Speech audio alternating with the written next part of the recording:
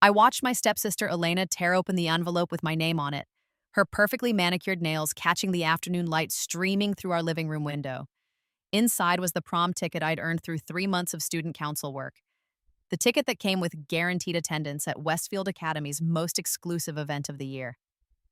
Oh, this is perfect, Elena squealed, waving the cream-colored card in the air.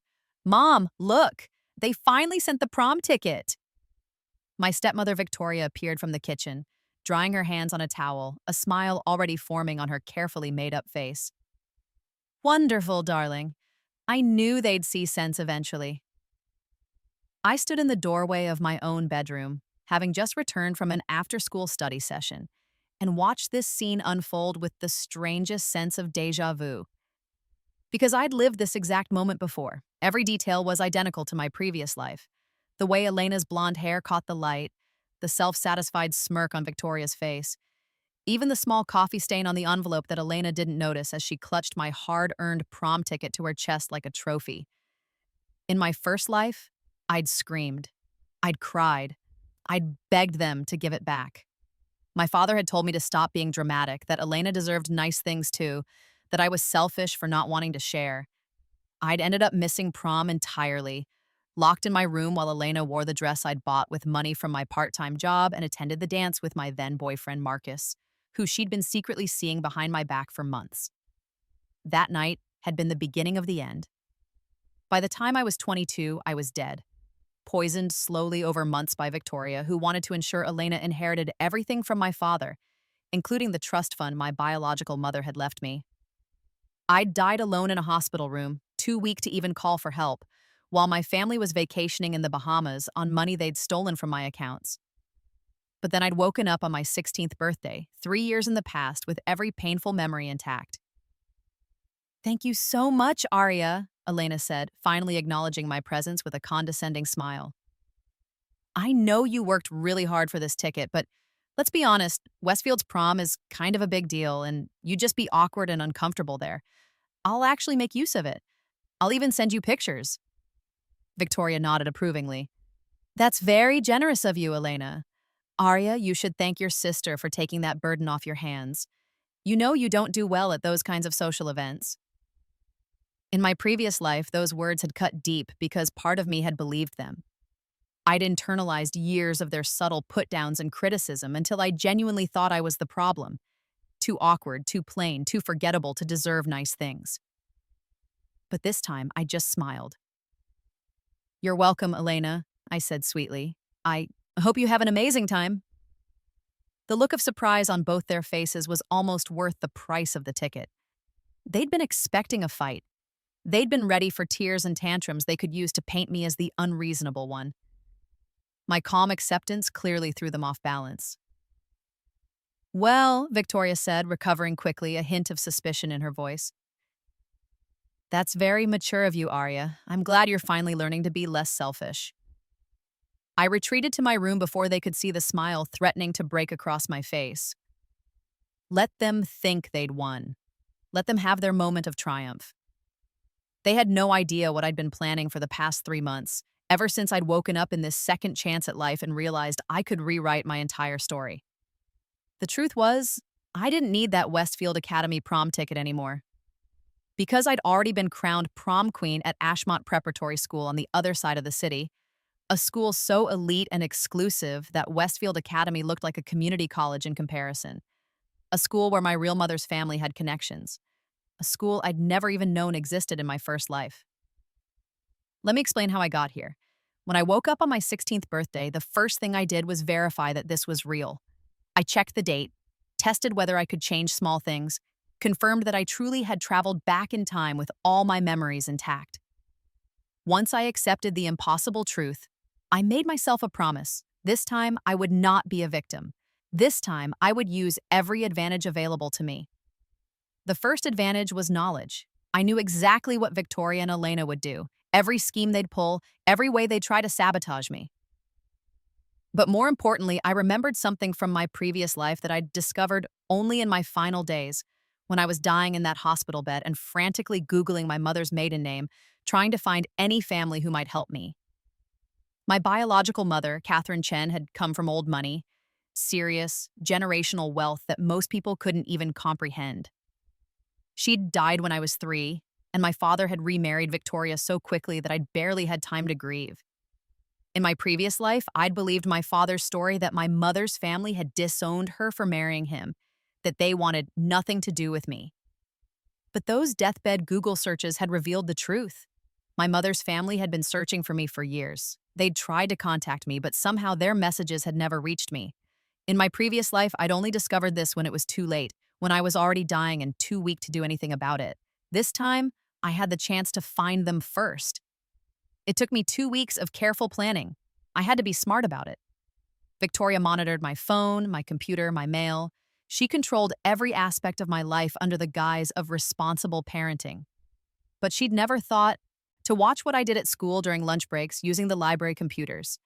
I found my maternal grandmother's contact information through a genealogy website. Helen Chen, CEO of Chen Industries, one of the largest pharmaceutical companies on the East Coast. My hands had trembled as I typed out that first email, explaining who I was, providing details only her granddaughter would know. Stories my mother had told me as a child. A lullaby she used to sing. The name of her favorite stuffed animal that she'd left to me before she died. The response came within an hour. My dear Arya, we have been searching for you for 13 years. Please call this number immediately. Your grandfather and I are prepared to come to you today. Grandmother Helen. That phone call changed everything. Through tears, both mine and hers, my grandmother explained that they'd never stopped looking for me after my mother died. They'd sent letters, gifts, attempted to visit, but my father had returned everything unopened and eventually obtained a restraining order based on false abuse allegations. By the time they'd fought it in court and won, my father had moved us across the state, changed our contact information, and essentially made me disappear from their lives. Victoria, they realized, had been behind it all. She'd wanted to ensure I remained isolated, controllable, and eventually disposable. We won't let that happen again, my grandmother had promised. But we need to be strategic, darling. If we go in aggressively, your father has legal custody. He could move you again, take you somewhere we can't find you. We need to build a case, document the abuse, and do this properly. Can you be patient? Can you be strong just a little while longer? I could. Because this time I knew how the story ended if I didn't take control of it. My grandparents arranged everything with meticulous care. They hired private investigators to document the preferential treatment Elena received, the financial abuse where my trust fund was being illegally accessed, the emotional manipulation. They set up a secure phone for me, given to me by a friend at school that Victoria didn't know existed. They arranged for a therapist who could document the psychological impact of the abuse for court. But they also gave me something else. Access to my inheritance within reason through carefully structured channels that my father couldn't touch or trace. And they told me about Ashmont Preparatory School. Your mother attended Ashmont, my grandmother had said during one of our secret phone calls. She was prom queen in her senior year. You're eligible for legacy admission, and with your grades, you'd qualify for their advanced placement program. It would mean attending classes there 2 afternoons a week, plus special events. Would you be interested? Would I be interested? It was perfect. It was everything. But I had to be careful about how I presented it to Victoria and my father. If they knew my mother's family was involved, they'd never allow it. So I framed it differently. I accidentally left information about Ashmont's academic excellence program on the kitchen table. Information that prominently mentioned the program was completely free for qualifying students and would look excellent on college applications. I knew Victoria's weaknesses. She loved looking good to her social circle, and she loved anything that cost her nothing while making Elena look good by association. If I get into this program, I'd told her carefully, playing the role of the eager-to-please stepdaughter she thought I was, it would make our whole family look impressive. And it's only 2 afternoons a week. I'd still have time for all my chores and responsibilities here. The make Elena look good angle had been the clincher. If her stepdaughter was in an elite academic program, it reflected well on her parenting. She'd agreed immediately. What Victoria didn't know was that Ashmont Prep's afternoon academic program was actually a pipeline for full enrollment. And what she especially didn't know was that I'd arranged with the administration, with my grandparents' help, to be fully enrolled as a student, with my schedule carefully crafted so that my required hours at Westfield Academy were minimal and mostly independent study. By the time Victoria figured out I was barely attending Westfield anymore, I'd be legally old enough to contest my father's custody, and my grandparents' legal case would be ironclad. But for now, I played my role. The overlooked stepdaughter, the girl who graciously accepted being pushed aside, the sister who didn't complain when Elena took her things. At Ashmont, though, I was someone entirely different. At Ashmont, I was Arya Chen, granddaughter of Helen and Robert Chen, legacy student, and as of 3 weeks ago, junior prom queen. The prom had been incredible. Unlike Westfield's gymnasium-based affair, Ashmont rented out the city's most luxurious hotel ballroom. My grandmother had helped me choose a dress, a custom-made silk gown in midnight blue that had cost more than Victoria's car. My date had been James Hartwell, son of a state senator who'd asked me in the middle of the school courtyard with flowers and a heartfelt speech about how I was the most genuine person he'd ever met. When they'd announced my name as prom queen, I'd walked up to that stage with my head held high, wearing a crown made of real silver, to thunderous applause from classmates who actually knew me, liked me, and valued me. The girl who placed the crown on my head was the senior prom queen, Madison Zhao, who'd become one of my closest friends. Something I'd never had in my previous life when Victoria had isolated me from forming any meaningful relationships. I'd taken 1,000 pictures that night. Professional photos, candid shots, pictures with James and Madison and my whole friend group. Pictures of me in that crown. Pictures of me dancing and laughing and living my best life. And I'd posted exactly none of them on social media. Not yet. Because I was waiting for the perfect moment. The week leading up to Westfield's prom, I watched Elena obsess over every detail. She'd bullied my father into paying for a designer dress, not the one I'd bought in my previous life since I'd hidden that purchase this time around. She'd convinced Marcus to take her, using tears and manipulation to make him break up with me first. She'd booked hair and makeup appointments, rented a limo, and made sure everyone at school knew she'd be attending. Victoria had insisted I help with preparations. I'd spent hours steaming Elena's dress, organizing her accessories, even doing a practice run of her hairstyle per her barked instructions. I did it all with a smile, playing my role perfectly. "You know, Arya," Elena had said while I was helping her with her makeup the night before prom, "I'm actually glad you gave me this ticket. You really wouldn't fit in at a place like Westfield's prom. It's for people who are, you know, popular, pretty, important. You're just too plain." In my first life, those words had haunted me for years. This time, I just applied her lipstick with a steady hand and said, "You're probably right. I hope you have the time of your life." The night of Westfield's prom, I stayed home as expected. Victoria had offered to keep me company, which really meant ensuring I didn't do anything to ruin Elena's night. She ordered pizza and put on a movie, occasionally making comments about how mature I was being and how this showed personal growth. Around 9 p.m., my secure phone buzzed with messages from my Ashmont friends. The group chat was exploding with activity. Madison: "Okay, I can't hold it in anymore. When are you going to tell them?" James: "This is killing me. Your sister is literally at the dance right now posting about what an amazing night she's having." Sophie: "Please let us post the pictures. Please, the justice needs to be served." I smiled and typed back, "Patience, let her have her moment. The higher she flies, the harder she'll fall." I'm thinking, right around when they announce prom king and queen? That's when she'll feel most triumphant. At 10 p.m., my phone, the regular one that Victoria monitored, started buzzing with notifications. Elena was posting constantly on social media. Pictures of her in her dress, pictures with Marcus, pictures on the dance floor. Each caption was more self-congratulatory than the last. "Living my best life at Westfield's amazing prom. Hashtag blessed, prom night, making memories." Some people are just meant to shine. Prom queen, manifestation. Westfield, glamorous life. So grateful for this incredible night. Special thanks to my sister for understanding that some opportunities are better suited for certain people. Family. Maturity. Prom night. That last one made my blood boil, even though I'd expected it. She couldn't just enjoy her stolen ticket. She had to publicly humiliate me too. The comment section was full of people from Westfield who knew us both, some expressing sympathy for me, others praising Elena's honesty and confidence.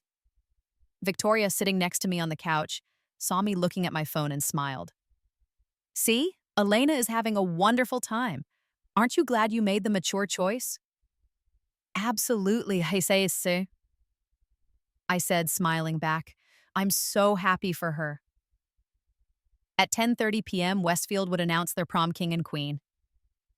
I knew this because I'd checked their itinerary, the same way I'd known everything else about their prom. I also knew Elena had been campaigning hard for the crown, convinced it was her destiny. At 10:25 p.m., I made my move. I opened my own social media accounts, the ones I'd kept deliberately quiet for months, posting nothing that might draw attention from Victoria or Elena.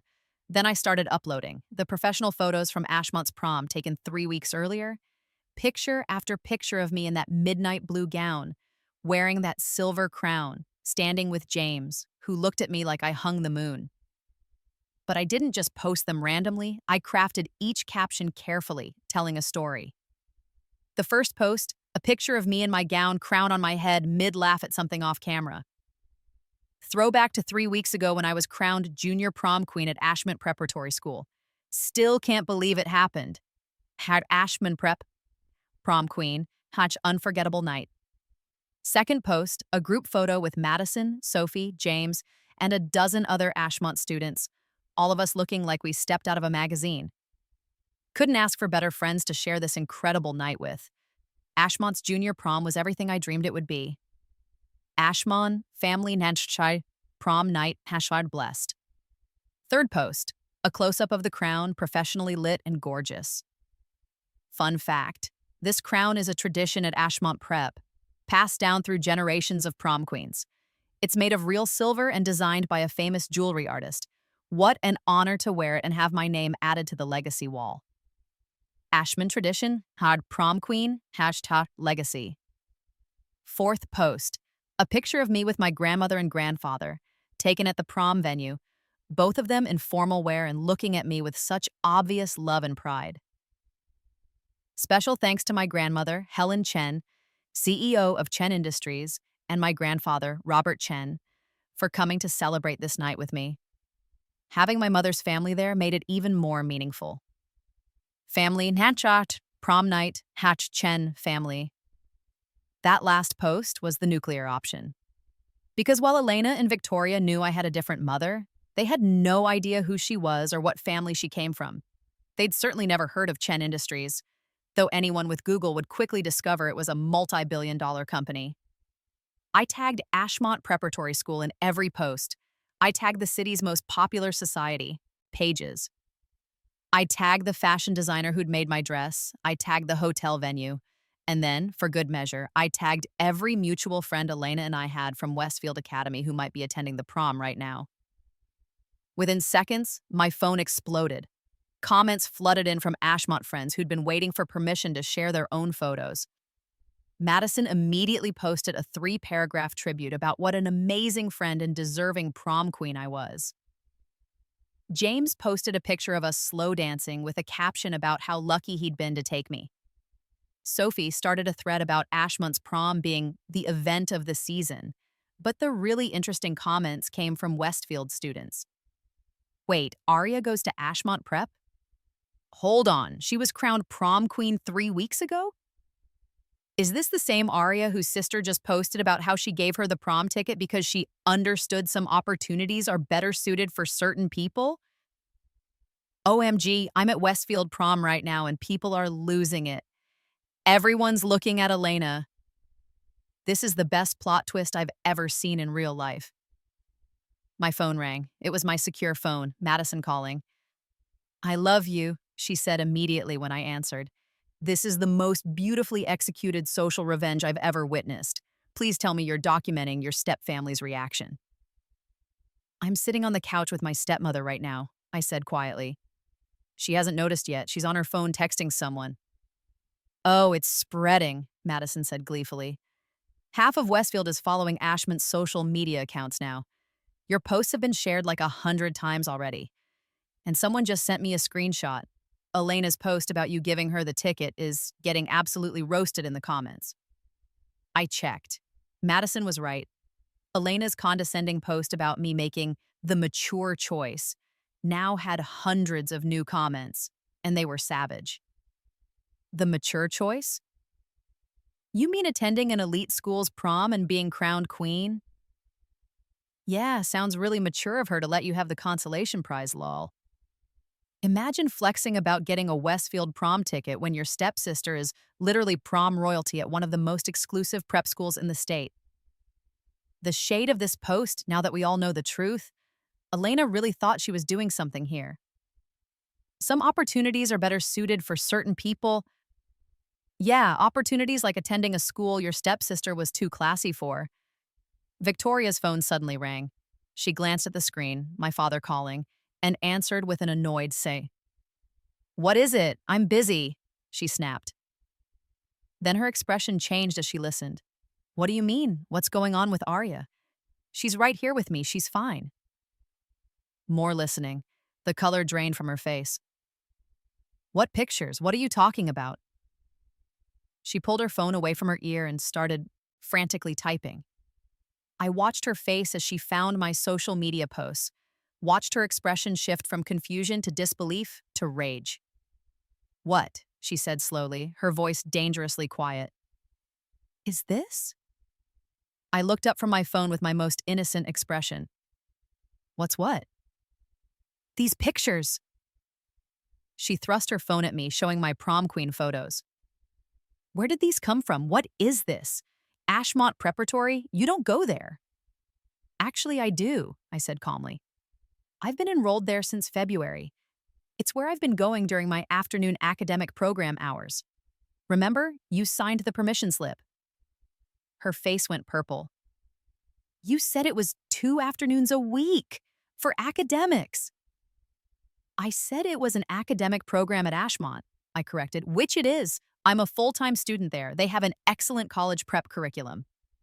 "You," she sputtered, unable to form words, "you lied to me." "I never lied. You made assumptions. I just didn't correct them." My father was yelling something on the phone, loud enough that I could hear his voice even though Victoria had lowered the device. She put it back to her ear. "I don't know," she shouted back at him.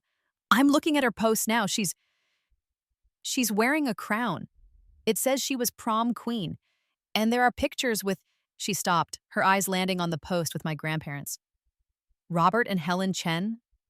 Those are her mother's parents, the ones who've been looking for me for 13 years, I said helpfully. "Yes, I reconnected with them. They're wonderful people. Very wealthy, very connected, and very interested in making sure I'm being properly cared for." Victoria's hand started shaking. She understood the implications immediately. My grandparents had resources she couldn't fight. Resources my father couldn't fight if they wanted custody, if they pushed for an investigation into how I'd been treated. My phone buzzed with another call. This time, it was Elena, calling from the regular phone number. I answered on speaker. "What did you do?" Elena shrieked, so loud that Victoria flinched. "Everyone here is staring at me. They're all laughing. They're saying I'm pathetic for bragging about Westfield when you were already prom queen somewhere better. How could you do this to me?" "I didn't do anything to you," I said calmly. "I went to prom at my school 3 weeks ago. I was crowned prom queen. I posted pictures of my special night on my own social media. You're the one who made that post about me giving you my ticket because I wasn't good enough for Westfield's prom. You let me think you cared about that stupid ticket. You let me believe I was getting something you wanted." "I never said I wanted it," I pointed out. "You just assumed. Kind of like how you assumed I'd stay quiet and small and grateful for whatever scraps you decided to throw my way." "You're such a bitch," Elena screamed. "Everyone here is talking about me. Marcus just broke up with me in the middle of the dance floor. He said he couldn't believe he fell for my lies about you. He said you were always too good for both of us." That was interesting. Marcus had been a weak-willed follower in my first life, going along with Elena's schemes because it was easier than standing up to her. Apparently, being publicly humiliated was enough to give him a spine. "The prom queen announcement is in 5 minutes," Elena continued, her voice cracking. I was supposed to win. I've been campaigning for months, but now everyone's saying I won't because I'm that girl who thought she was better than the actual prom queen. They're saying I'm a joke. They're saying, she dissolved into sobs. Victoria grabbed my phone. Elena, honey, just come home. Leave the dance. Come home right now. I can't, Elena wailed. Marcus took me in the limo and he left. He actually left me here. I don't have a ride. I'll send your father to get you. Just go wait in the bathroom or something, away from people. She hung up and turned to me with pure venom in her eyes. You did this on purpose. You manipulated all of this. I went to school, I said simply. I made friends. I went to prom. I had a nice time. If that threatens you, that says more about you than it does about me. You deliberately hid this from us. You deliberately made me feel like I was worthless. I countered, my voice still calm but gaining an edge. You've spent years telling me I'm awkward, plain, forgettable, that I should be grateful for whatever scraps Elena decided to leave for me. Did you really think I'd keep letting you treat me that way forever? We gave you a home. We clothed you and fed you. You gave me the bare minimum required by law while stealing from my trust fund and emotionally abusing me, I said, standing up now. My grandparents have documented everything, by the way. The private investigators they hired have been very thorough. Victoria's face went white. You're lying, I said. Am I? Would you like me to call them right now? They're probably still awake. Grandmother Helen loves late-night phone calls. My regular phone rang again. This time, it was my father. Victoria answered immediately. She's been lying to us, Victoria said before my father could speak. She's been going to some fancy school behind our backs, and now she's humiliated Elena in front of everyone and… Whatever my father said cut her off. She listened, her expression growing more panicked by the second. What do you mean people are calling you? What people? Pause. The board at your company? Why would they… Longer pause. What do you mean they're asking about mistreatment of your daughter? I smiled. My grandparents worked fast. They can't do that, Victoria said, but she sounded uncertain. It's not their business how we… She stopped. A custody investigation? They can't… We haven't done anything wrong. Haven't you? I asked softly. You've been accessing my trust fund illegally for years. You've documented in writing, emails, texts, even social media posts how differently you treat Elena versus me. You've isolated me from my mother's family, lied about them to keep us apart. And tonight, Elena publicly posted about how I'm not good enough for basic social events, which is pretty clear evidence of emotional abuse. You can't prove any of that, Victoria said, but her voice wavered. Actually, I can. So can my grandparents. So can their lawyers. So can the private investigators, the therapist I've been seeing, the teachers at Ashmont who documented my transition and progress, and the time-stamped social media posts you and Elena have been making for years that show a clear pattern of favoritism and emotional manipulation. My father was still yelling through the phone. Victoria's hand trembled as she held it. I need to go, she told him. I need to go get Elena. We'll talk about this later. She hung up and grabbed her purse, glaring at me. This isn't over. Yes, it is, I said simply.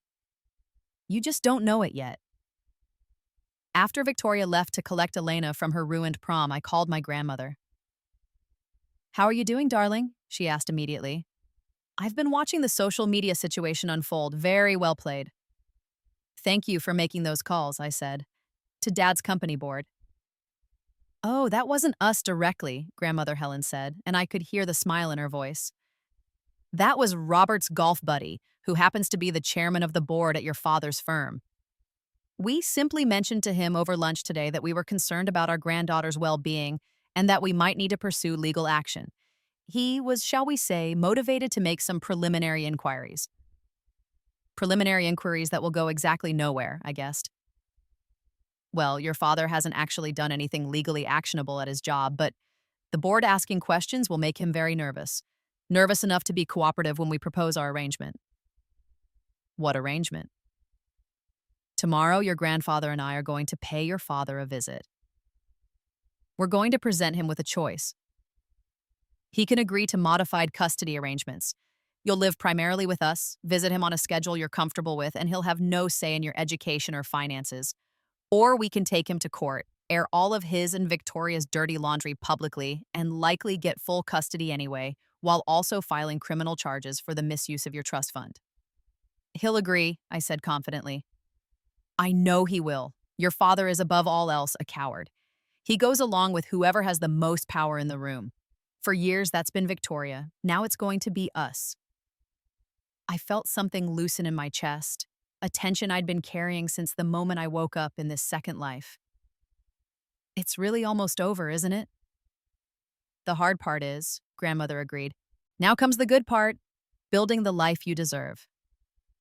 We talked for a while longer, going over logistics for the move to my grandparents' house, which would happen within the week if my father was smart.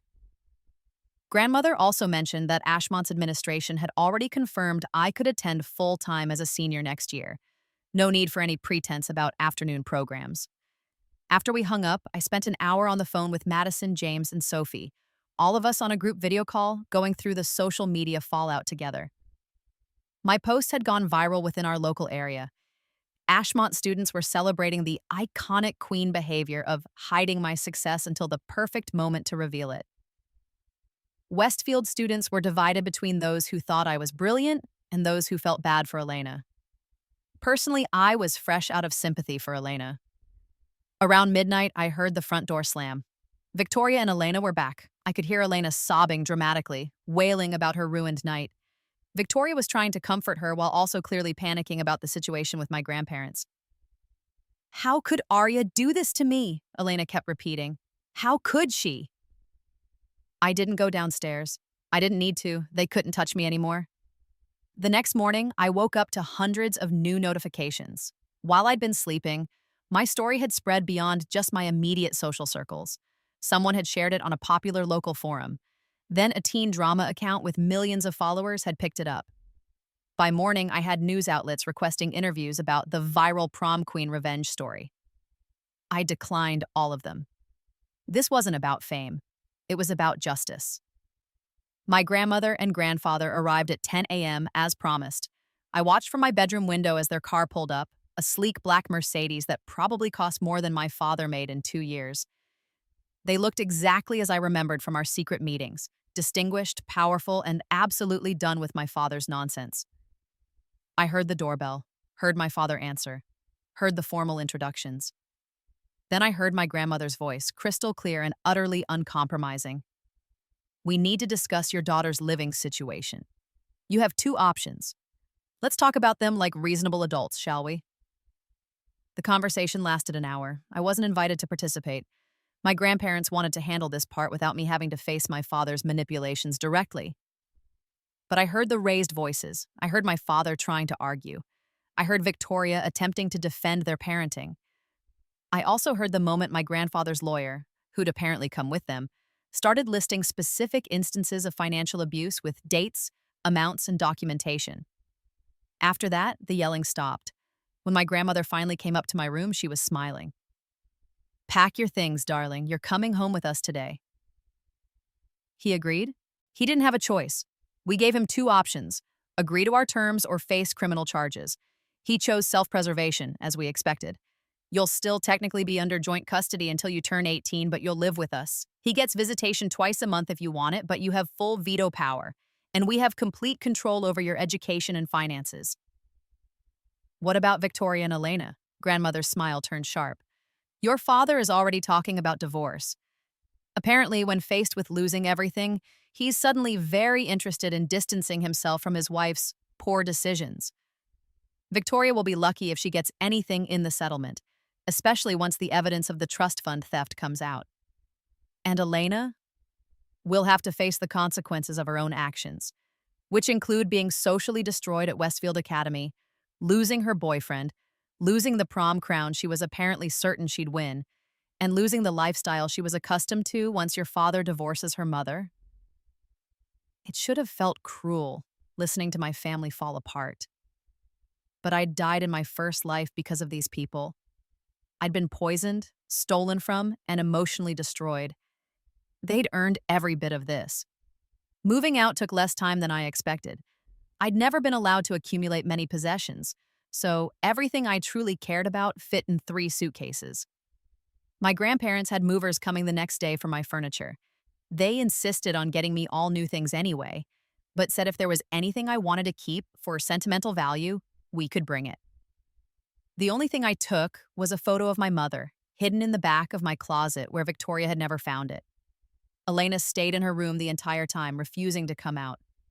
Victoria alternated between trying to guilt me into staying, after all we've done for you, and threatening legal action, until grandfather's lawyer quietly reminded her that she was the one facing criminal charges, not us. My father didn't say anything at all. He just watched me pack with this empty expression, like he was trying to figure out how everything had gone so wrong for him. You could have just loved me, I told him as I was leaving, standing in the doorway with my suitcases. You could have protected me, treated me fairly, honored Mom's memory by taking care of her daughter, but you chose Victoria and Elena instead. That was your choice. These are your consequences. He opened his mouth, closed it, then finally said, "You were always so much like your mother, too smart for your own good." "No," I corrected. "Smart enough for my own good. That's why I'm leaving and you're staying here to deal with the mess you made." My grandparents' house was everything my father's home wasn't. Warm, welcoming, full of light and love. My room was bigger than my entire space at Dad's house, with its own bathroom and a balcony overlooking their garden. There were fresh flowers on the dresser and photos of my mother throughout the house. Pictures I'd never seen before, showing her happy, laughing, full of life. "We've kept these for you," grandmother said, showing me albums full of photos. "We wanted you to know who she was, how much she loved you, how proud she'd be of the young woman you've become." I cried looking through those albums, but they were good tears, healing tears. The week after I moved in, Elena posted a long apology on social media. It was clearly written by Victoria, full of careful language about misunderstandings and family stress, and how she never meant to hurt me. I didn't respond. I didn't need to. Because by then, everyone had moved on from Elena's drama. The story that had gone viral wasn't mean stepsister steals prom ticket. It was secret heiress overcomes family abuse and gets crowned prom queen at elite school. I'd become an aspirational figure rather than an object of pity. That distinction mattered. Westfield Academy's prom queen had been announced the night of the dance. It wasn't Elena, obviously. It was a girl named Sarah Chen, no relation to me, who'd apparently been the favorite all along. Elena hadn't even been in the top 5. All her campaigning, all her confidence had been based on nothing but her own delusions. Marcus had posted his own apology, though his was more genuine. He admitted he'd been manipulated by Elena and said he regretted how he'd treated me. I accepted his apology, but made it clear we wouldn't be getting back together. I'd moved on, literally and figuratively. The final piece of justice came 6 weeks later when my father filed for divorce and Victoria's theft of my trust fund became public record through the court proceedings. The full amount she'd taken, over $200,000 across 3 years, was now documented legal fact. Victoria tried to claim my father had approved the transfers. My father claimed Victoria had done it behind his back. Either way, they were both legally liable, and my grandparents' lawyers were pursuing full restitution plus damages. Elena, meanwhile, had to finish out her junior year at Westfield while carrying the reputation of being that girl who'd tried to humiliate her stepsister, only to be spectacularly exposed. I heard through mutual friends that she'd become withdrawn, eating lunch alone, skipping social events. Part of me felt a twinge of sympathy. She was, after all, Victoria's victim too. Raised to believe her worth came from being better than me, taught that cruelty was acceptable if it served her purposes.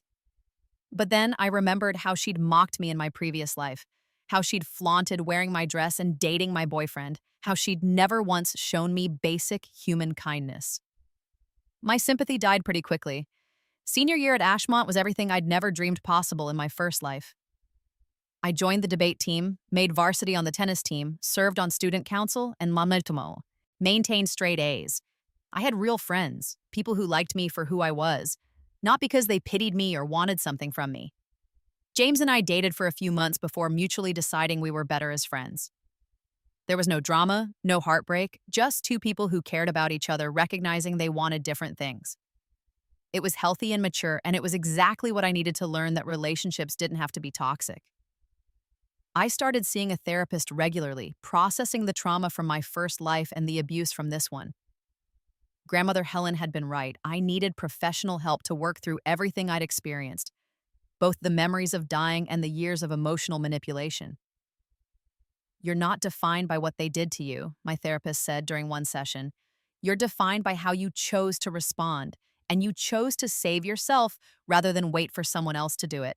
That takes remarkable strength." The college applications process was surreal.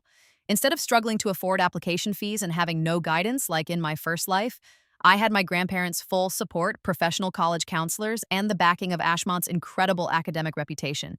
I applied to 15 schools. I got into 13, including 3 Ivies. I chose Columbia, my mother's alma mater, because it felt like coming full circle. My grandparents cried when I told them. Happy tears this time. We all cried a lot these days, but it was always from joy or healing, never from pain. Elena reached out exactly once during my senior year. It was through a fake Instagram account. She'd clearly been blocked on everything else. "I know you hate me," her message said. "I know I deserve it, but I just wanted you to know that Mom and I are moving across the state. Dad's divorcing her and he's keeping the house, so we have to leave. I'm transferring to public school. My life is basically over and I know you're happy about that. But for what it's worth, you were right. Mom used me. She made me think being cruel to you was normal. I'm not saying that excuses what I did. I'm just saying, I get it now. Why you left, I wish I'd been different." I stared at that message for a long time. The petty part of me wanted to respond with something cutting, to twist the knife and make her feel as small as she'd made me feel. But the healed part of me, the part that had been working hard in therapy, recognized that Elena was a victim too, just one who'd made different choices than I had. I didn't respond, but I didn't delete the message either. I just left it there, acknowledged but not engaged with. Some wounds don't need to be picked at. Some people don't deserve your energy, even to tell them off. The months before graduation flew by in a blur of events and celebrations. Senior prom, this time the actual senior prom at Ashmont, was magical in a completely different way than junior prom had. Ben. I went with a group of friends rather than a date, and we had the time of our lives. Madison won prom queen this time. I couldn't have been happier for her. I'd had my moment. She deserved hers. "You know what the best part is?" Madison said as we danced together, both of us sweaty and laughing and completely happy. "You set the standard. Everyone here knows what our prom queen should be. Kind, genuine, someone who lifts others up. That's why I won. Because you showed them what it should look like." Graduation day was perfect, sunny and warm, with the ceremony held outdoors on Ashmont's impeccable lawn. My grandparents sat in the front row crying before it even started. They'd brought a framed photo of my mother in her own graduation gown, setting it on the seat next to them like she was there with us. In a way, I think she was. I graduated third in my class, a ranking I was proud of because it represented genuine effort and intelligence, not just memorization or grade grubbing. My valedictorian speech was about second chances, though most people didn't know just how literal that theme was for me. "We all get to choose who we become," I told my classmates. "Sometimes life deals us terrible cards. Sometimes people who should love us fail us instead. But we get to choose how we respond. We get to choose whether we let those experiences define us or whether we use them to become stronger, kinder, wiser. I choose strength. I choose kindness. I choose wisdom. And I choose to believe that no matter where we started, we all have the power to write our own endings." The applause was thunderous. Madison stood up and started a standing ovation that spread through the entire crowd. After the ceremony, during the reception, my grandfather pulled me aside. "Your mother would be so proud of you," he said, his voice thick with emotion. "Not just because of your grades or your accomplishments, though those are wonderful, but because of your character. You could have become bitter and cruel like your stepmother and stepsister. Instead, you became strong and compassionate. That's who Catherine was too. That's the legacy she left you." I hugged him tight, breathing in his familiar cologne that smelled like safety and home. "I'm proud of me too," I whispered. "I saved myself. and that feels pretty amazing. The summer before college, my grandparents took me on a trip to Europe, something my mother had always wanted to do but never got the chance. We visited Paris, Rome, Barcelona, London. We ate incredible food, saw incredible art, and made incredible memories.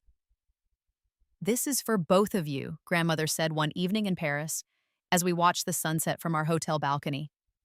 "For Catherine, who never got to see these places, and for you, who deserves to see everything the world has to offer." On our last night in London, I got a notification on my phone. Elena had graduated from her public school. I still followed her from a private account, not out of malice, but out of curiosity about how her story ended. Her graduation photos showed a much thinner, quieter version of the girl I'd known. She was smiling, but it didn't reach her eyes. Victoria was in some of the photos, looking equally diminished, her designer clothes replaced with outfits from Target. The caption read, "Starting fresh, new city, new school, new chances, grateful for the lessons learned, even the hard ones." I zoomed in on her face, looking for signs of the cruel girl who'd tormented me. I couldn't find her. The person in these photos looked tired, humbled, and genuinely changed. Maybe her story wasn't over either. Maybe she'd get her own second chance, even without being literally reborn. I hoped so. Not because I'd forgiven her, forgiveness was complicated and ongoing, something I was still working through in therapy, but because I believed people could change. I was living proof of that. I just wished she'd changed before it took ruining her entire life to get there. But that was her journey, not mine. Mine was just beginning. Colombia was everything I'd hoped for and more. I declared a double major in business and chemistry. Business to eventually help run Chen Industries alongside my grandparents. Chemistry because I'd discovered a passion for it at Ashmont and wanted to follow where it led. I joined clubs, made new friends, explored New York City like I owned it. I dated people who treated me well, ended things with people who didn't, and learned what healthy relationships actually looked like. My father reached out occasionally, awkward phone calls where he tried to rebuild a relationship he'd destroyed through years of negligence. I accepted his calls but kept my boundaries firm. He was my father, but he wasn't my parent. That role belonged to my grandparents now.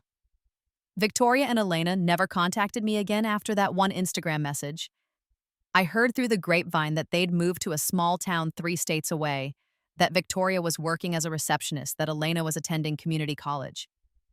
It was such a far cry from the life they'd lived while stealing from me that it almost felt like cosmic justice. Almost. Because justice wasn't just about them falling, it was about me rising. And rise I did.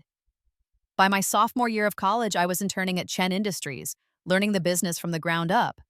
By junior year, I'd published my first research paper in an undergraduate chemistry journal.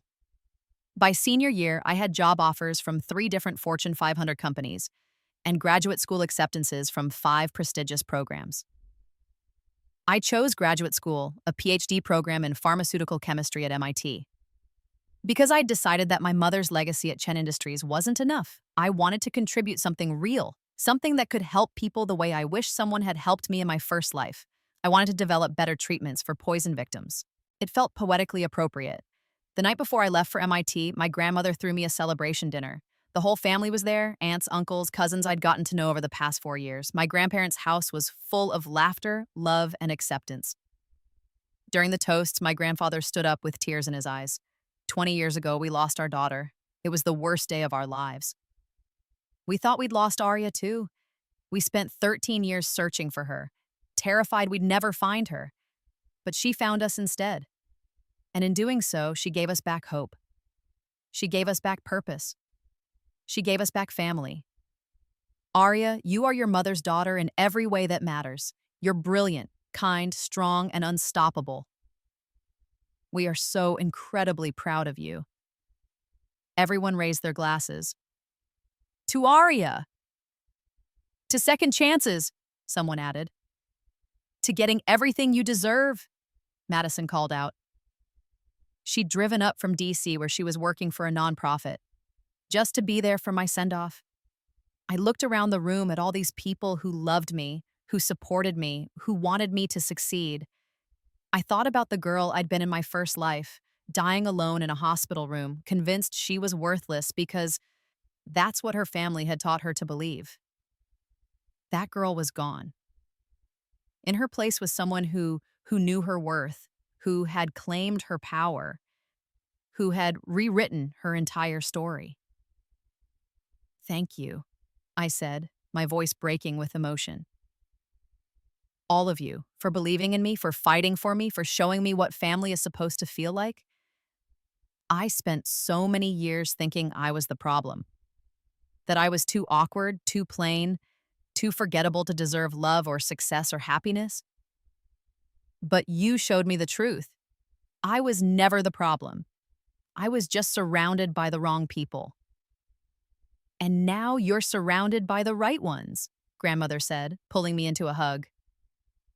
Later that night, alone in my room, I pulled out the journal I'd been keeping since I woke up in this second life.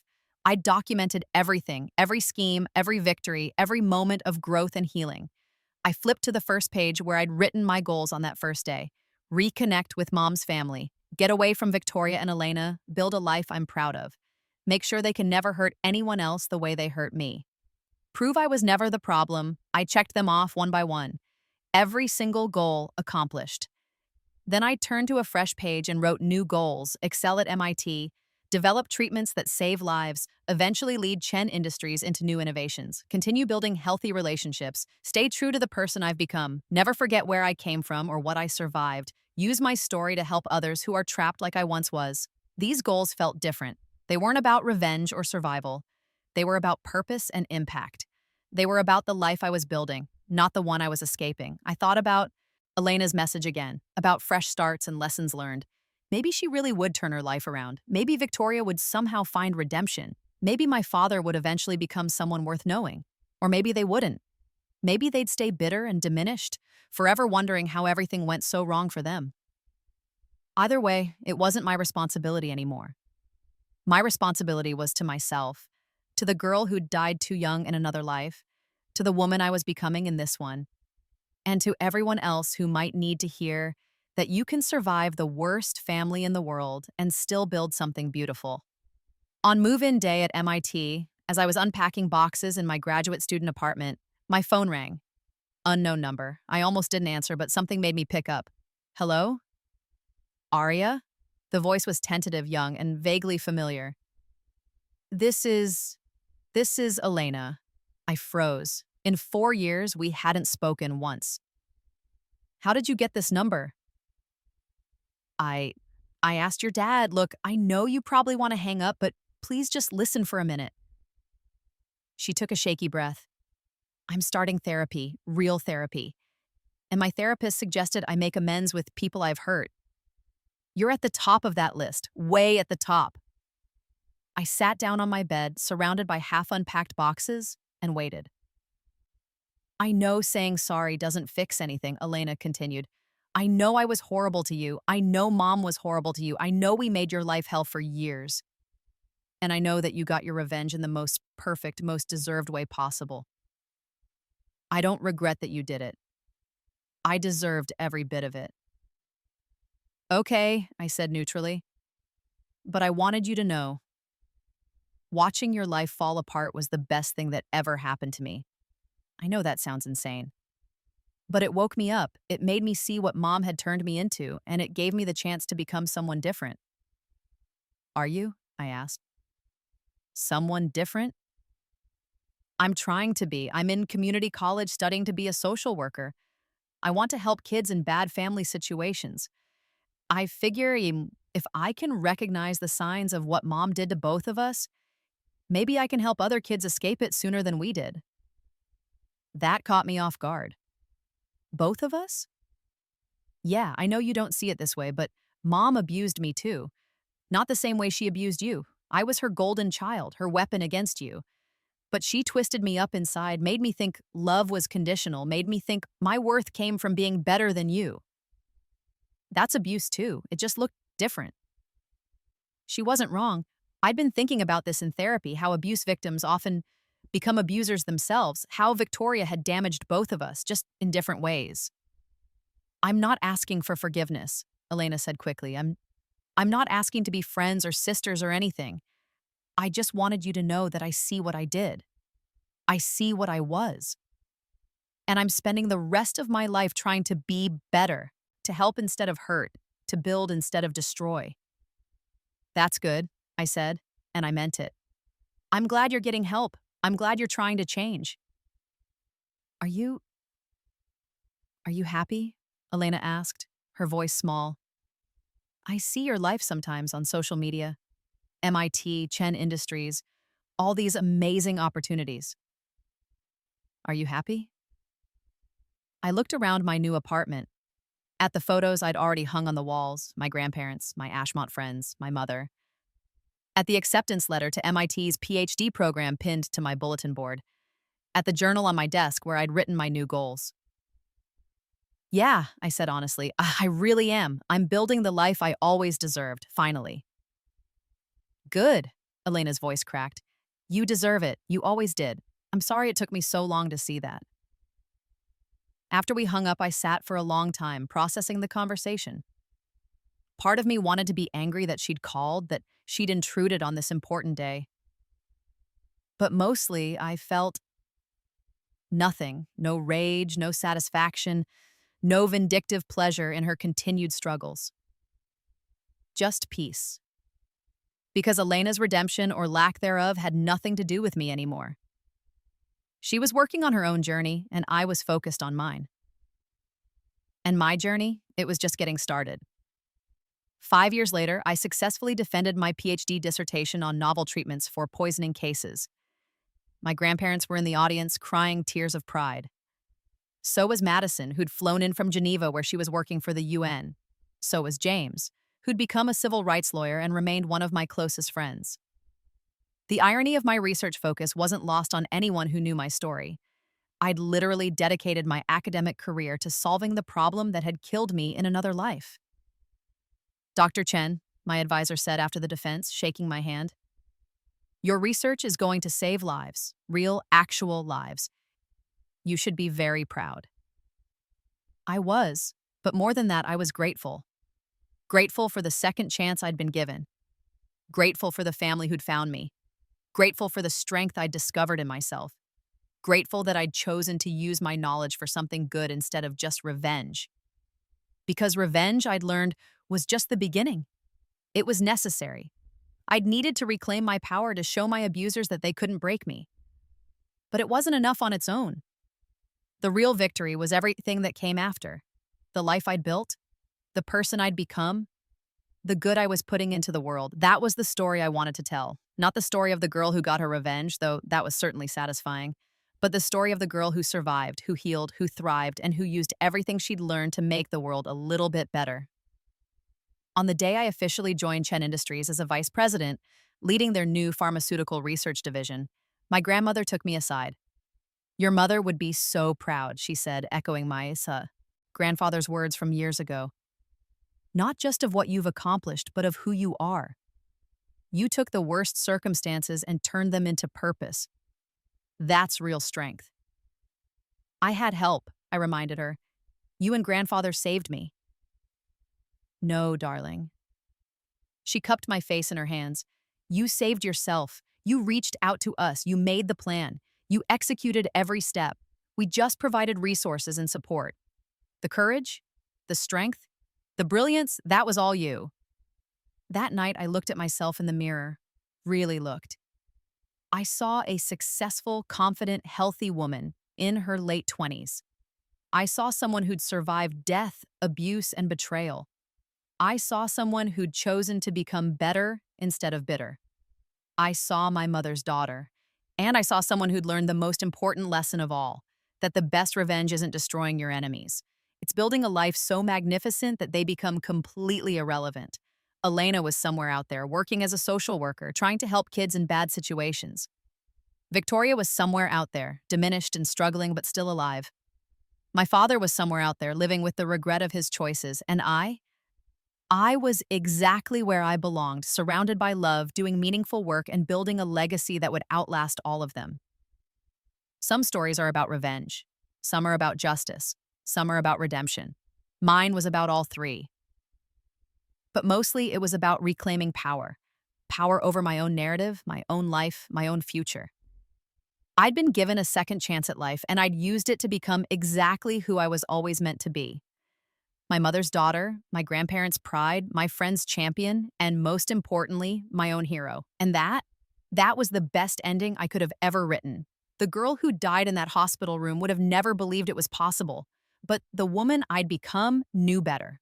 Because I'd learned the ultimate truth. You don't need magic or rebirth or supernatural powers to change your story. You just need courage, determination, and the belief that you deserve better. Everything else is just details.